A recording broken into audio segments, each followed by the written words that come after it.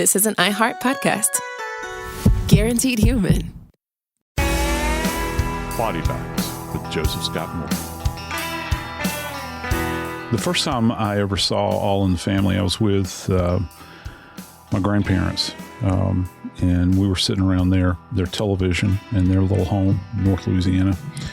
And what's really interesting about that era of time is that when one family watched television, everybody watched television. You didn't have all of these selections that are out there, kind of floating about. For us, I literally think we had 3 channels on kind of a moderate day. An exceptional day, we might have one more that came out of some undisclosed location in Arkansas. And that was about the extent of it. And so what we did know is that on a Saturday night, which I think is when it was, you could sit down and All in the Family would come on and we would watch it. And I think a lot of families around the United States watched it. And it was at that point in time we became familiar with Rob Reiner, a.k.a. Meathead. And he was the foil to Archie Bunker. And we got great laughs out of that. It was a different time in this country at that point in time. But he left an impression, certainly in the years that followed his life. My kids still to this day quote Princess Bride. And I do too. I mean, it's just one of those things that's integrated into the grain of who we are.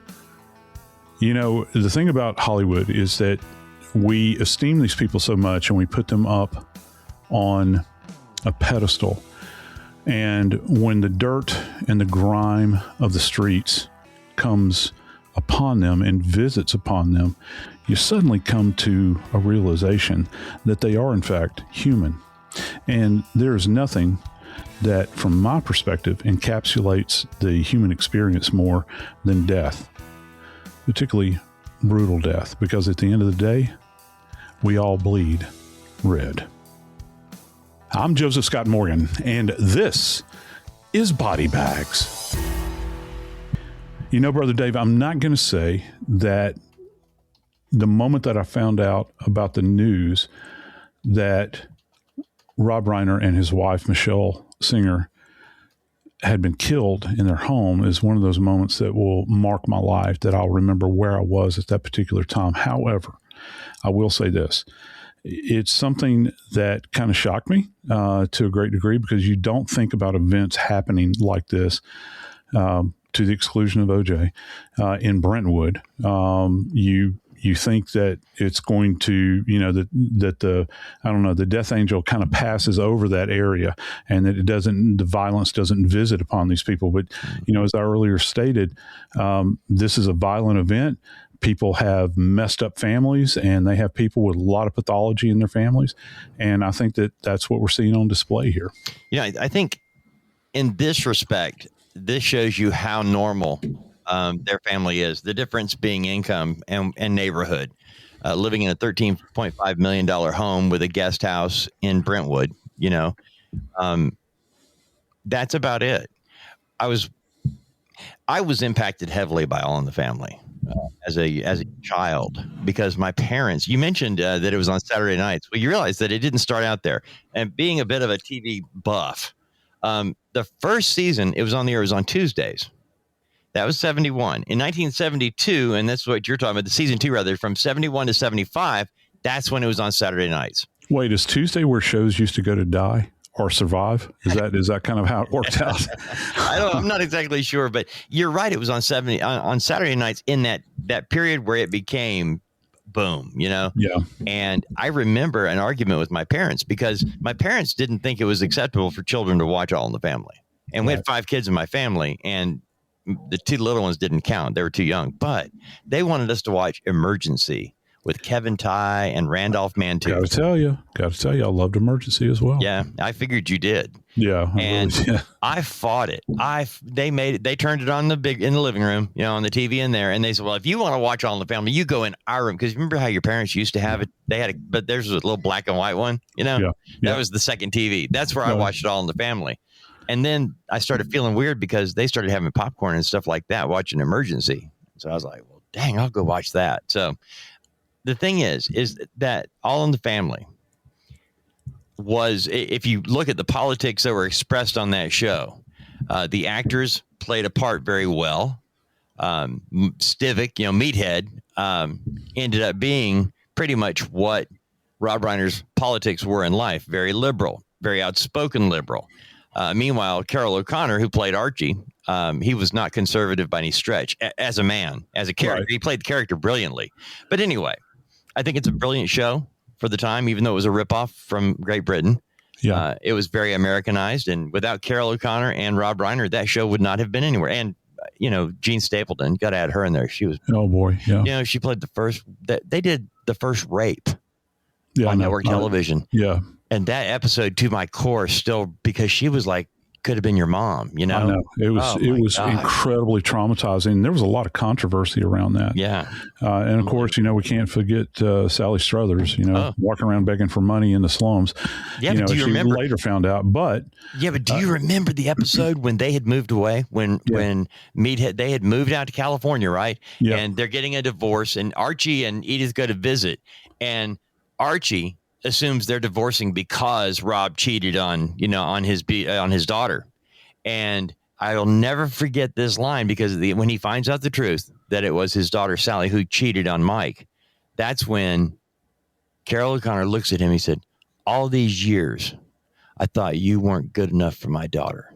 Yeah. And it turns out she wasn't good enough for you. Right. And that's still to this day, when you can quote something from a sitcom, a world-renowned sitcom, and all we're doing is talking about the things that made you cry.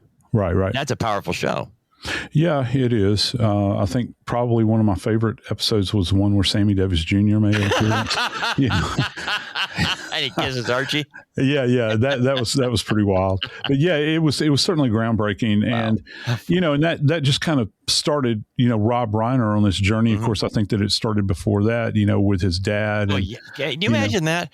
I saw an interview with Rob and Nick. Okay. After they did, was it Being Charlie? Yeah. Being Charlie. Yeah. They did this interview, and they were asking Nick about growing up as the son of, and he goes, well, and Rob says, it's not just the son of, it's also the grandson of. Right. And that's who, you think about Rob Reiner's background, Carl Reiner. Carl Reiner had this amazing career, created the Dick Van Dyke Show. He actually created it for himself. He created the Rob Petrie role for himself. He wrote it for himself and shot a pilot with him as the star, as Rob Petrie. And they turned it down. And that's when they cast Dick Van Dyke, and he was like, okay, I'll be the producer, and, I'll be rich. And he was brilliant in it. I mean, he really was. Maury Amsterdam and Rose Marie, two of the greatest comics to ever grace a television screen, as far as I'm concerned. But you have that lineage. Yeah. Yeah. And that's what I'm saying. You think about what we can talk about with the family name. Yeah. And now that family name has been really ripped up by, allegedly, reportedly, a son. Now, Rob Reiner, you mentioned his career on television. During the 70s, he was married to another big-time star of TV at the time, Penny Marshall, who was on Laverne and Shirley. At first, she was the secretary on The Odd Couple, if you remember that. Yeah, I do remember that. Then she ends up on Laverne and Shirley. And anyway, so they're on two of the hottest shows on television at the time. At the same time, and a married couple at that. Rob actually adopted Penny Marshall's daughter, Tracy, from a previous marriage. And she's Tracy Reiner. And even after they divorced, Tracy still was his daughter, Right. And we watched their careers after the TV shows. After All in the Family, what does he do? He goes out and makes this mockumentary, Spinal Tap. This is Spinal Tap. That, boom, that launched Rob Reiner. It was just holy moly. And then he had a number of hits in the 80s. I mean, Stand By Me. That's another one that when people think about great, impactful movies, Stand By Me is one of them. Yes. And so, as a matter of fact, Rob actually stated that Gordo was kind of a reflection of him. The character played by Will, I can't remember. Will Wheaton. Yeah, Will Wheaton. Wow. My dad hates me, that famous line that he states with River Phoenix. And it was really touching. And I identified with that movie, wholeheartedly. I've watched it. I can't tell you how many times, because you can always, dig out more nuggets in that particular, and it's really a vignette. It's based on a short story, I think that Stephen King had actually written. Yeah. And it was horrible, but it wasn't a horror in the horror genre. It was just something that Rob Reiner breathed life into. And yeah, you've got all this, when Harry Met Sally and of course A Few Good Men, but for me, it was always Stand By Me, because I loved that movie. And that was the thing about his movies, is that, and he said in an interview that I was fascinated by, he said, I don't have people going to other galaxies. I don't have people blowing up. And he says, I just try to tell stories about real people in their lives and things that they identify with. And I think that all of us can identify with that. And I think that goes to the DNA of the kind of family man he was, that he, through thick and thin, he loved his kids. That there was that emotion that kind of hooked into it. Now, look, we can't sit here, I don't think, in judgment. It would be very easy to sit here in judgment and say, what would you do? But, I got to tell you, I don't know what's going on with his son, Nick. I know that he's been charged, but I can tell you, he's got other kids that didn't show up at his house and do this allegedly. And they're successful people, and they're well balanced. Well, let's get into this. Okay. Yes, let's do. Rob Reiner famously married to Penny Marshall throughout the 70s. In 1981, they divorced after 10 years. Penny Marshall moved on. Rob Reiner moved on. But you know what? The movie, When Harry Met Sally, was written about Rob Reiner and his years after Penny Marshall, because he hadn't met anybody. And he was, after several years, thinking, I'm never going to get married. I'm never going to find anybody. That's why it was written that way. But the end of the movie, When Harry Met Sally, when Billy Crystal and Meg Ryan get together at the end, the romantic ending, right? Yeah. The ending of the movie was rewritten to include that. Not because it didn't test well, because Rob had met Michele Singer in the process of making that movie in that time period. And so the ending was rewritten to incorporate that he does have this new love in his life. Wow. Life imitating art, imitating life. Very close.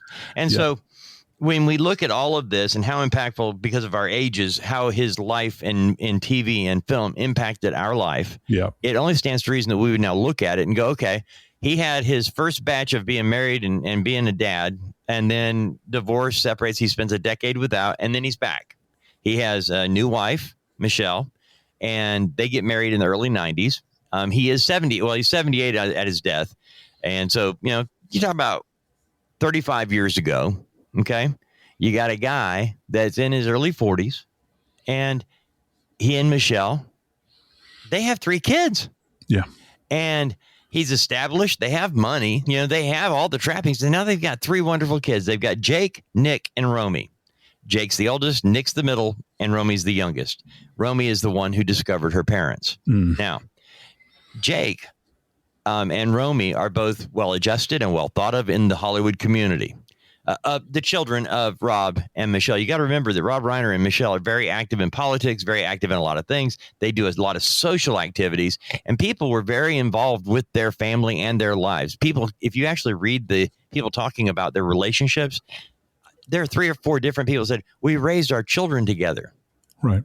And Demi Moore wrote that. So did Schwarzenegger, his ex-wife. Anyway. Maria Shriver. She said, we raised our children together in the 90s. So these 3 children, Jake, Nick, and Romy, grow up. And Nick, from a very early age, was pointed out as the bad seed. This is the kid who just, wow, he's the song Black Sheep of the Family. He's that guy that they can't figure out. He just, wiring's not right. He's not like everyone else, and he's not responding to treatment. They started doing treatment with this kid early on. We're talking about doing family yoga to try to redirect him so he wouldn't have this spontaneous, aggressive outbursts of aggression, of anger, of just violence. And we're talking about from 5 and 6 years old, Joe. We're not talking about teen drug addicts. We're talking 10 years before then. So Jake and Romy grow up well-adjusted. Nick does not. This is before drugs. After drugs became a part of it, The Reiner family, they put him in rehabs as early as 15. My understanding is 17 rehabs. That's the same number as many other addicts who fail at it. Okay. That fail at rehab, that do not work the program. It works if you work it, friends. But if you go to the program taking a magic pill thinking, I'm going to go in here for 30 days and get out and be fine. No, you're not. You're in there for 28 days because that's what insurance pays for. If you're in a longer extended period of time, great. That's a great way to start. But you know what? It's easy to be sober when you're in a sober house where there are no alcohol or drugs and you're covered by a lot of other people. It's what happens when you leave. Yeah. And that's where you owe it to yourself and those you love that have gone this far with you to actually work the program. It's not magic. You have to work it. And Nick failed at working it routinely over and over again. And his outbursts became more often than not in public. The movie Being Charlie that has been written about over the last couple of days is not a movie a lot of people saw. It's autobiographical in that Nick wrote part of the script while he was in rehab. Rob directed it, and I haven't seen it. I'm only reading about it now. Yeah. And it was a very personal story, but it's not the first time a personal story about Nick and the family came up. Really? No, the first time a personal story was written about Nick and the family, it was written about them with Rob and Michele's permission, but just changing the name of Nick because they didn't want their 6-year-old son to know that he was being written about in a book about dealing with a problem child. Holy smokes. Yeah, I don't think I was not aware of that. No, most people aren't. And what I'm trying to get to is this is going to be blamed on a lot of things. People are going to say they were very indulgent. Well, you know what? When you have a drug-addled child that isn't responding to treatment, then you can sing your own song. Until then, I pray you don't step in that hole because it will bite you. Yeah. I've dealt with it personally on a very personal level. This is a very personal story, and I have tried to help people.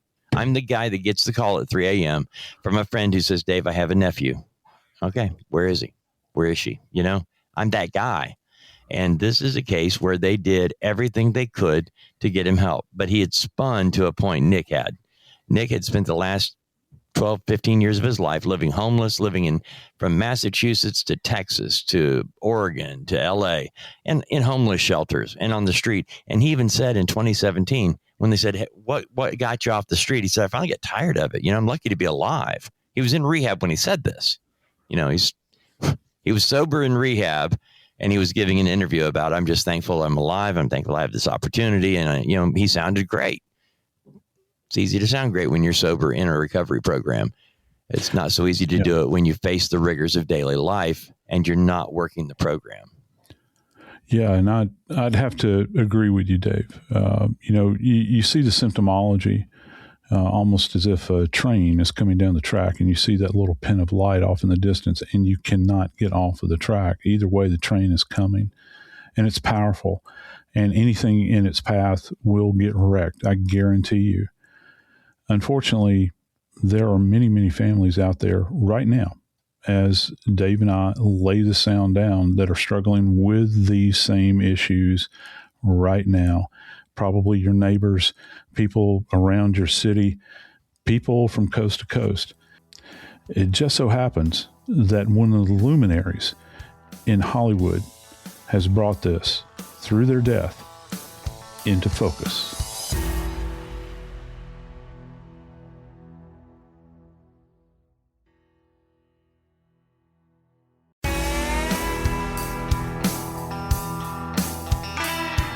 I've had to turn people down, Dave, in the last 9 hours because I have so many of these producers that have been reaching out to me to make comment on Rob and Michele's homicides. Mm-hmm. And, there's only so many hours in the day. You run out of gas. I struggled to not call you personally. I'm serious. No, I'm being serious. Yeah. Because I had some questions for you about this. Well, you only have so much gas in the tank. And right now this is the downside of this. I felt like we needed to come on air and address this right now. But here's the downside. We don't have as much data as we will have probably a month from now or maybe a month and a half from now. And I beg, again, like I do with most of the things I comment on in the media, I beg patience on everybody's part. Crime scene investigation, death investigation is not a microwave science. It's not something that you can just pop it in the microwave. It's going to be ready for you in a minute. It doesn't happen like this. This is something that takes time. And I beg you to show a little latitude and mercy, perhaps, to the people at LAPD relative to the information. One of the big things that came out that I heard, and I want to kind of set this aside right now, there was a gap in information that was being released. It seemed like that there was kind of some doublespeak going on, in the sense of what was happening outside of the residence in Brentwood relative to press release and all of these sorts of things. You have to understand something. They are working an active double homicide scene. And yes, there is no constitutional exception to a warrant when it comes to homicides. Homicides are treated no differently under the Constitution, say, for instance, compared to breaking and entering, vandalism, or whatever the case might be. You still have to go through the rigor of writing up a warrant, a search warrant, getting that signed by a judge, and then you enter. And this is how it works. And I really want to set the table with this. Once police have entered into a domicile where a homicide is obviously taking place, this is what they do. They walk in. First thing they're going to do is verify if the people are deceased or not. Then they're going to do a sweep through the house, see if there's anybody else that's injured. Then they're going to see if there is an active assailant inside of the house and bring them into custody. After that, you cannot go searching through closets. You cannot go digging through chest of drawers. You cannot even open up the cupboard in a house without a warrant. You have to understand their son, Nick, was actually domiciled at this location. And so this is, in fact, his residence now. And that's the way the court looks at this. He has a right to privacy, okay? So you have to back out, secure the scene. You put the tape up. You put all of the security around it necessary. And those bodies are not going anywhere. I know this sounds very cold, but you have to go write up a search warrant, go to a magistrate or a judge, have them sign off on it, and then you come back out to the scene and work the scene. That's the way it works. That's the way it always has worked, hopefully. As a matter of fact, because it hasn't worked this way in the past, there have been homicide cases that have been thrown out as a result of faulty searches. Wow. And trust me, as intense as a light is going to be on this, and you know what I'm talking about, Brother Dave, with this, you have to make sure that all of the T's are crossed and the I's are dotted. The slightest misstep in this and the whole thing is going to be burned to the ground. Yeah. Now, Joe, I'm glad you brought that up because those are important things to note on how it's worked. But let me lay it out even a little bit further here. Nick, the 32-year-old adult middle son of Rob and Michele, he's actually living on the property in a house out back, a guest house. And he's been there for the last 5 years on and off. Now, 3 different times he has destroyed that house only to have it rebuilt by Rob and Michele. Now, here's the part that really grinds my gears. He's in meetings. By the way, when I say meetings, I'm talking about either AA, NA. These are things that have been public knowledge about him in meetings, bragging about how he tore it all up and it got fixed. Now, do you want to go back to the fact that while their other children grew up not having these problems, Nick was different. So he's living on their backs, and Rob Reiner had his fill. You know, at a certain point in time, you no longer are a young person with potential. You are what you are. And I, as a parent, owe it to you as a young adult. Love you. I'm going to love you from a distance, you know? Right. And we all do that at our own time, at our own pace, and in our own way. And Rob and Michele had been at this point. Now, it had been on and off because it's your son, it's your child, you know, you love your children, for crying out loud. It's not an easy button to switch, but they were at a party with Conan O'Brien, at Conan O'Brien's house, a Jewish gathering is the way it has been pitched to me. It's the first night of Hanukkah, I think. Yeah. And so you've got the Jewish families in Hollywood are all there. And it's an annual event that Conan does regularly. And most of the attendees there were friends who had been friends for a long time. The friends that had been there a long time saw Nick, and he was acting wrong at the party.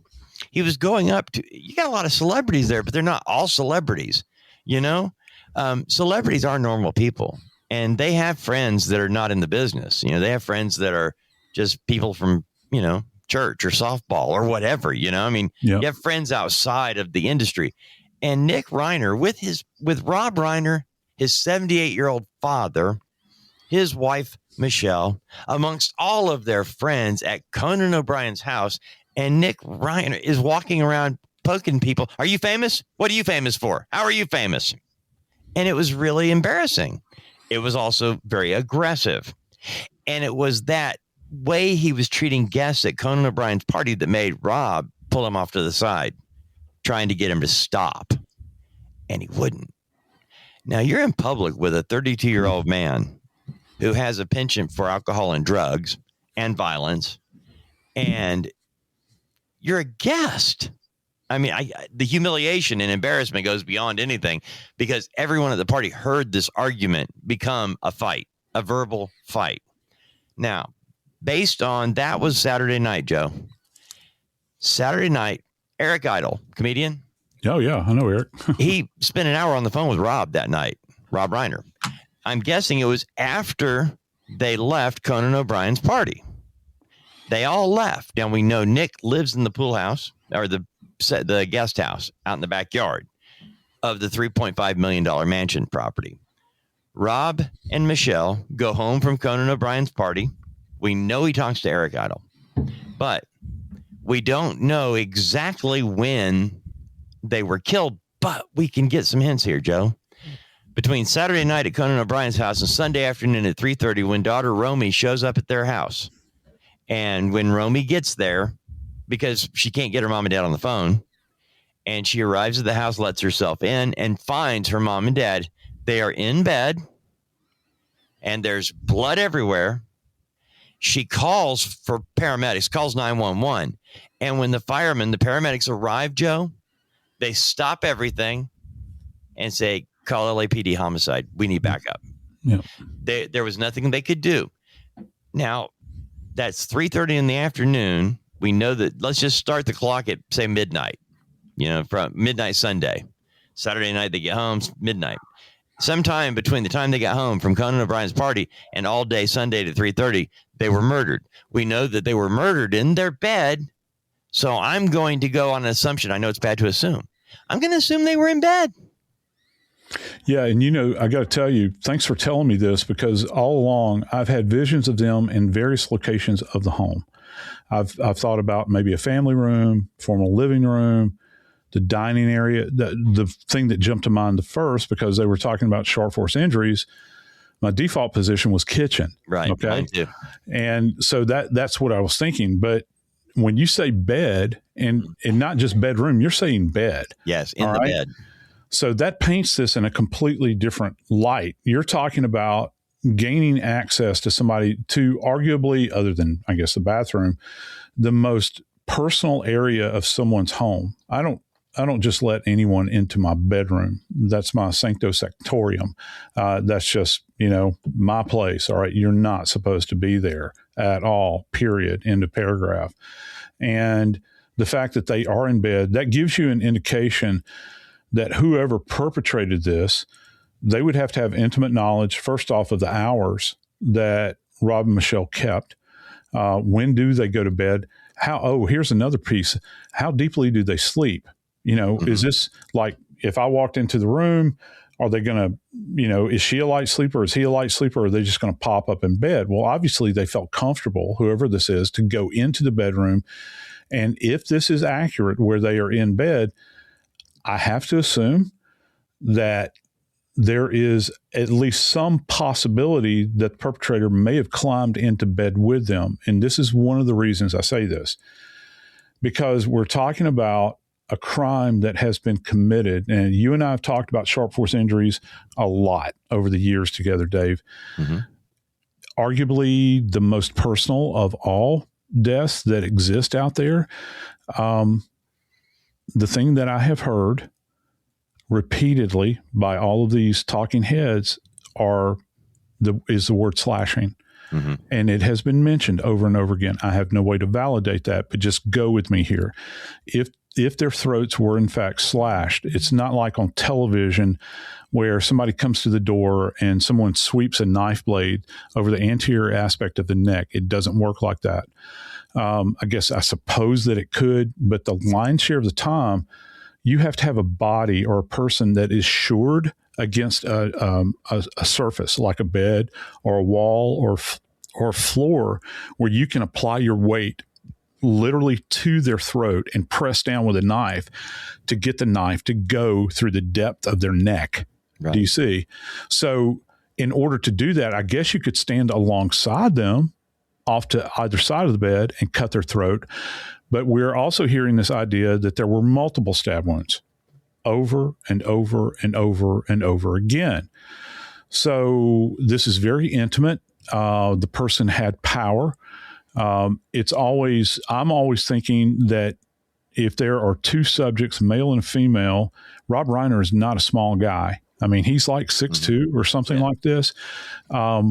If it were the average person choosing a target, even though he's considerably older than his wife, he's 78, you're probably going to go after him first. He's the most robust.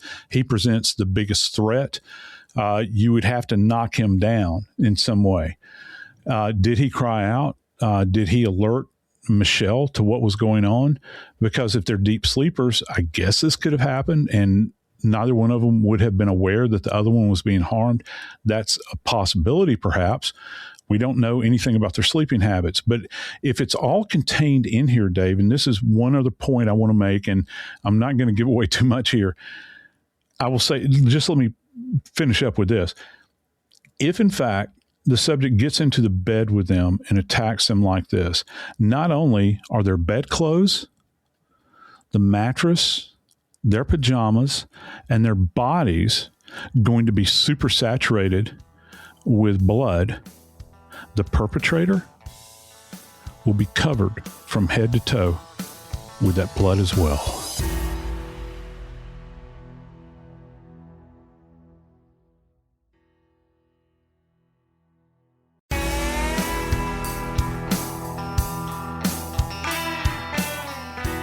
Just for a second, just imagine the hands that held you, caressed you, comforted you, took care of you while you were sick, saw you off to your first day of school, held your children because they're now grandparents. You're staring down at their bodies and they're saturated with blood.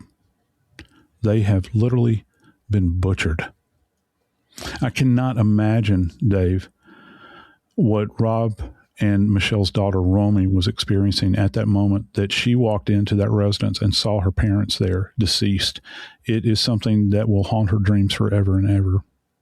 You know, it's interesting, the number of stories we've already heard about where Nick Reiner was taken into custody. And they tend to be different. Different stories. But the one story we've heard of Romy finding her parents was because she couldn't get them on the phone. She went to the house and let herself in because she was concerned. And she is the one that found her mother and father in their bed dead. Now, Joe, Billy Crystal and his wife, Billy and they were very close. Billy Crystal and Rob Reiner. And Billy Crystal is seen leaving the scene as tape is being put up. Don't cross this line tape. And the word is that he actually was able to say goodbye to Rob, that he actually had a private before they were removed from the house. Now, you've been at plenty of crime scenes. Does that sound real or does that sound made up? I do see a video of Billy and his wife walking away in the dark. And I'm going to be honest with you. You and I cover a lot of crimes. We cover a lot of these stories. And I always try to think of the humanity.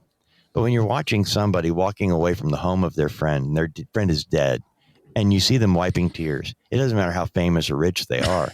They're crushed emotionally, and they're walking down the street holding hands with their loved one. and just wondering why this happened to this man, you know, and it's a humanity issue there. It's not something to be poked at and prodded at. And yet we got to know what happened, because, man, this is something that happens. And, you know, how many people, how many parents this year have been killed by a child, by their own their own child who killed them for any number of reasons that they come to mind. I don't know. There have been a few because we've covered them. There are people that make their way onto scenes. I hope that no contamination happened, okay, within this environment, because that can be problematic. The fact that Mr. Crystal and perhaps his wife or whomever gained access to this location, I understand the emotion that's involved here. I truly do. But at this point, you had no idea. No one had any idea that the son was a suspect. I'm sure that people may have toyed with it at that moment in time, but you're talking early on in this investigation. The problem is that anytime you insert yourself as a civilian into a scene that we like to think is still pristine, that maybe only contains the DNA perhaps of the decedent and the victims, you don't want to drag anything else into this environment. And I understand people want to grieve and all these sorts of things. There's a time and a place for everything. And I just hope that the bodies were not touched in any way.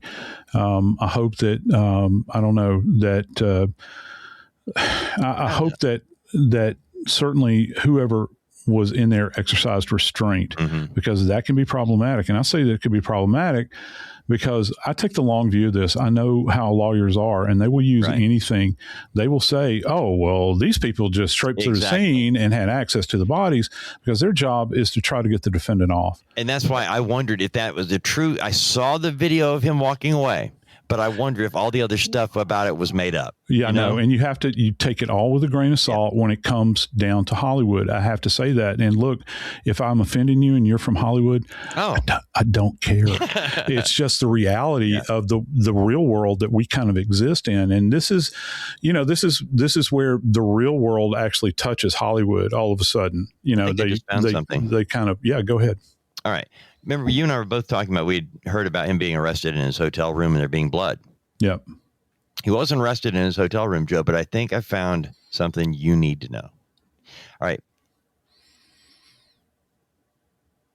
He was arrested in a public area of Los Angeles Exposition Park neighborhood, which is located near the USC campus. But Reiner checked into the Pierside Santa Monica Hotel on Colorado Avenue around 4 a.m. Sunday morning. After he checked out later that Sunday morning, hotel staff discovered a room covered in blood, including a shower described as full of blood and blood on the bed. Okay. Hang on one second. Yep. You've checked into hotels. I've checked into hotels. All right. I've checked into seedy motels. I'm sure you have as well when you didn't have a lot of money, such has been my case for much of my life. How do you check in at the desk and you're super saturated with blood and no one sees this? I'm wondering. That's one thing that's baffling to me. Could he have checked in 4 a.m. left because they get into the fight at Conan's? Yep. He grabs a bag, and because he's been reportedly saying, I'm out of here. He goes to the hotel. He checks in at 4 a.m. He's fine. No blood, no nothing, just mad. Gets in the hotel room and thinks, I'm getting him. I'm done. Look, I got to ask you a question, because you might have firsthand knowledge of this. I'm not sure. Brentwood is like a poke from Santa Monica, isn't it? I mean, it's not like they're not like right on top of one another. I mean, it's not something you're going to, I guess you could do Uber or you could do a cab, but it's better if you have your own wheels. Most people, that's what LA's known for. Everybody has their own car out there, right? And so it's kind of the standard trope about LA. Yeah. But how far away is it? It's not some kind of trek you're going to make on foot.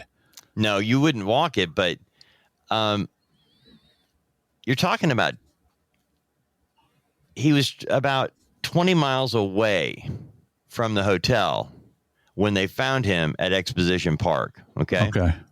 And Exposition Park is near USC. Okay, so that's it's where he south. was arrested. Yeah. Yeah. So it's USC is well south of. Yes. Okay, that's what I thought. And so, okay, gotcha. But he's in the Santa Monica Hotel is where he checked in. So yeah, there is some distance here, which is very normal for LA. So I'm thinking, and again, you know what? This is where we're making up based on. Right. Because you couldn't check into a hotel bloody and, nobody's checking in like that. You wouldn't let him come in there. But a guy who's mad at his folks needs a place to stay at 4 a.m. Yeah. And it makes sense that, okay, he checks in.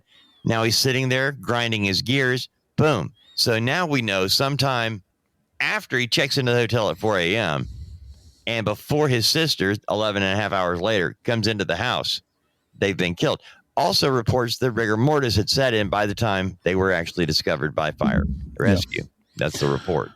Yeah. And so, and that was, I found it interesting earlier when you actually, and you kind of stopped when you said it. It's like the fire service walked in and they said, whoa, you need to call the PD. Well, one of the things, believe it or not, one of the things that first responders, they will do, the first thing they're going to do is check for a pulse. Mm-hmm. And even folks might not realize this, even when you have, and I know medical people do, but just, our friends out there that listen to us, you don't necessarily know this. You don't walk around with latex gloves on. You can sense body heat very well demonstrated through latex gloves. You can also sense rigidity because that's like a force you can manipulate and those sorts of things. You check the jaw, you check the arms. One of the things you always see firefighters go for is they're going to go for the wrist. They go for the wrist because they can also check for pulse. And they can also bend the elbow. If they sense that the individual is deceased, they're going to try to move the arm. If there's any kind of rigidity there, that's going to give them a clue. So the police have a starting place, I think, with the timeline relative to what may have gone down, the times involved. And the beauty of all of this is that if this suspect, Nick, is carrying a phone, you're going to have that timestamp. You go back to the party earlier, which, we've talked about now kind of extensively, that there's this fight or brouhaha that breaks out at the fight.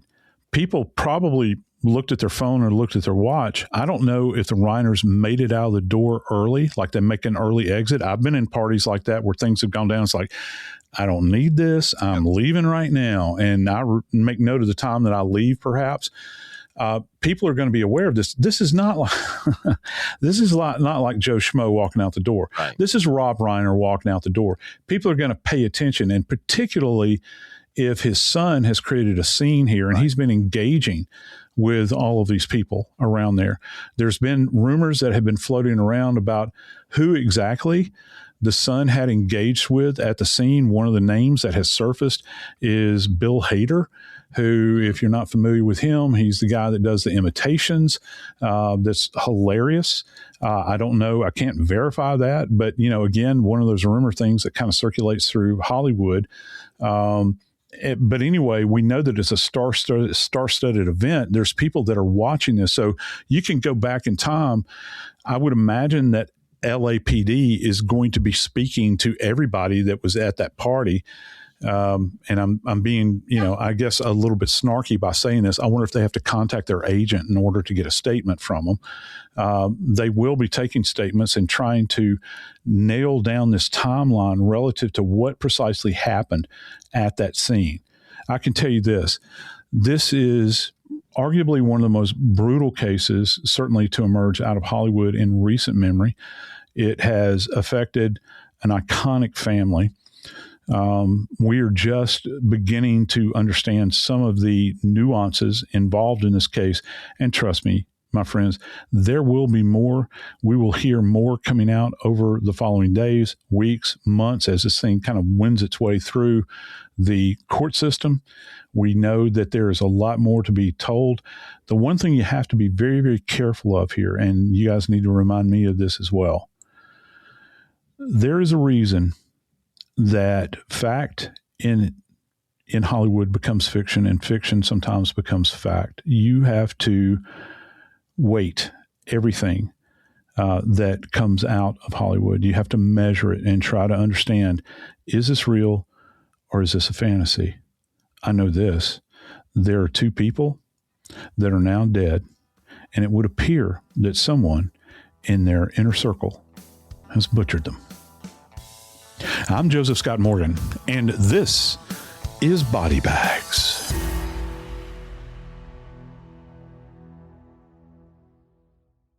This is an iHeart podcast. Guaranteed Human.